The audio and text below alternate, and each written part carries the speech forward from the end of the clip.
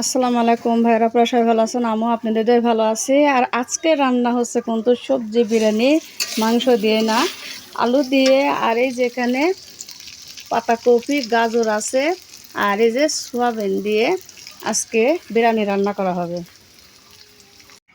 আর এদিকে হাটের দিন, কালকে হাট গেছে, ছেলে হচ্ছে কি শাক নিয়ে এসে কাঁচামরিচ, আর এদিকে দেখা যাবে।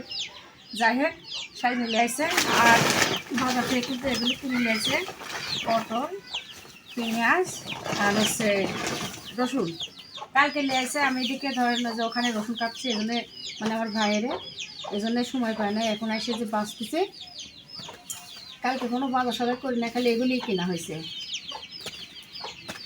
আর যে দুপুরকে রান্না আমার ছেলে করতেছে, আপনারা তো দেখতে পাচ্ছেন। পটলগুলি আধদিন করে ভেজে খেতে হবে, বুঝছিস? পটলগুলি আধদিন করে ভেজে খেতে হবে। আলু আর কিন্তু গাজর তেল দিয়ে ভেজে রেখেছে। আর ভিডিওটা পুরোপুরি দেখবেন, তাহলে সব বুঝতে পারবেন যে কীভাবে রান্না করা হয়েছে।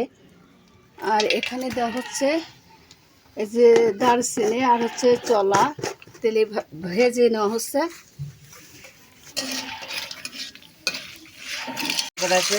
এখানে কিন্তু সব ধরনের মশলা মিক্সচার করা আছে, এই জন্য এখন দেওয়া হচ্ছে।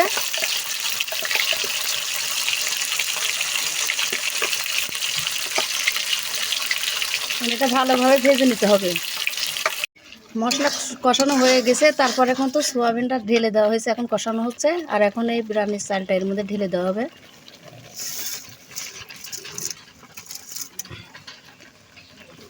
এখন ভালোভাবে কষাই নিতে হবে।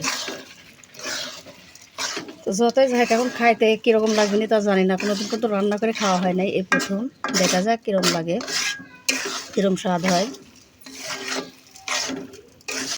এদিকে কিন্তু দেখেন আলু আর হচ্ছে গাজর তেলে যে ভেজে রেখে রাখা হয়েছিল সেগুলো ঢেলে দিয়ে যে কষানো হচ্ছে, ভালোভাবে কষাই নিতে হবে। তো গরম পানি দিলে ভালো হতো।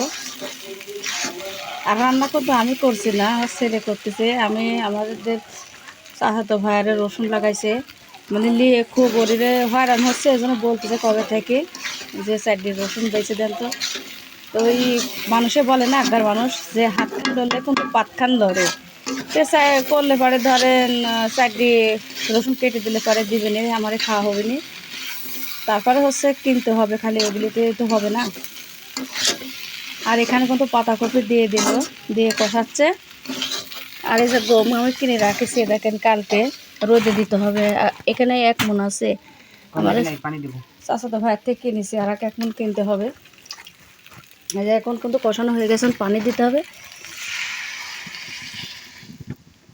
বাতাস লাগছে বাইরে, চুলার কি বাতাস লাগছে, যে এই সাইড দিয়ে কিছু দিতে হবে।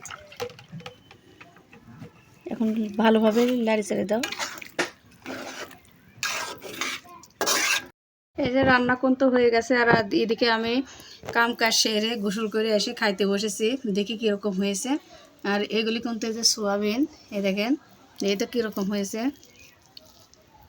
বিসমিল্লাহ। আমার ফাইন স্বাদ হয়েছে। যাই হোক, মনে করলাম যে না, কীরকম লাগবে না জানি, আজকে প্রথম রান্না করা। ভালোই হয়েছে। তুমি খাইছ? মন আগে খাইছে, আমি তারপর জিজ্ঞাসা করতেছি। ফাইন হয়েছে।